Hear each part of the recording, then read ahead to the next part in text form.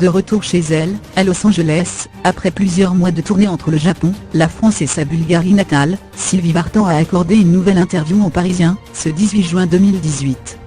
L'occasion pour la chanteuse de 73 ans de se confier sur sa vie depuis la disparition de Johnny Hallyday. À lire aussi mal à l'aise quand son père évoque sa relation avec Justin Bieber. Mal à l'aise quand son père évoque sa relation avec Justin Bieber. Sophia Richie. Mal à l'aise quand son père évoque sa relation avec Justin Bieber, sa relation formidable avec Jason Statham, sa relation formidable avec Jason Statham. Rosie Huntington-Whiteley évoque sa relation formidable avec Jason Statham. Igor Bogdanov. Sa chérie Julie, de 44 ans, sa cadette, évoque leur relation. Le 26 juin, France 2 diffusera le concert qu'a donné l'artiste au Grand Rex à Paris, en mars et en avril dernier.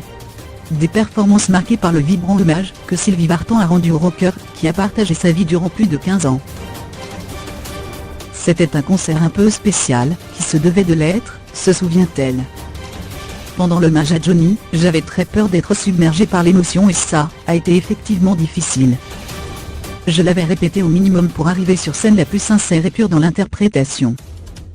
Si les reprises des incontournables Que je t'aime, Retiens la nuit ou J'ai un problème, ont suscité une vive émotion aussi bien, sur scène que du côté du public, l'icône y révèle que c'est la chanson 100%, écrite par leur fils David, qui a été la plus éprouvante à interpréter. Quand il y a deux amours qui se conjuguent, c'est plus fort et difficile.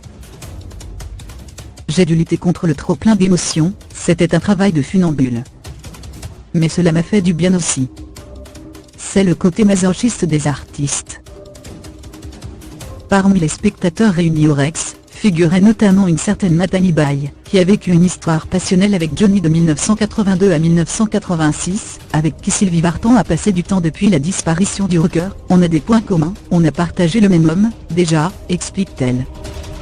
Et on a des enfants qui sont frères et sœurs, c'est normal qu'on soit attachés. À l'image de leur proximité lors de l'hommage national rendu en décembre dernier, aucune rivalité n'oppose les deux femmes, bien au contraire. Je respecte beaucoup Nathalie, c'est quelqu'un d'entier, d'intelligent, de droit, digne, qui ne s'épanche pas sur ses états d'âme, qui n'a rien de mesquin. J'ai aussi appris à connaître Laura, et à l'apprécier beaucoup plus. Aux côtés de David et Laura dans leur bataille juridique autour de l'héritage de leur père, Sylvie Vartan prône la retenue, attendons patiemment, sans s'énerver. Pour ce qui est d'un éventuel rapprochement avec Laetitia Hallyday, qui réside également à Los Angeles, ça ne risque pas d'arriver, non, je n'ai pas envie de frapper à sa porte. En attendant de voir l'évolution de l'affaire, l'interprète de Comme un garçon va s'accorder une pause bien méritée avant de remonter sur scène à la rentrée.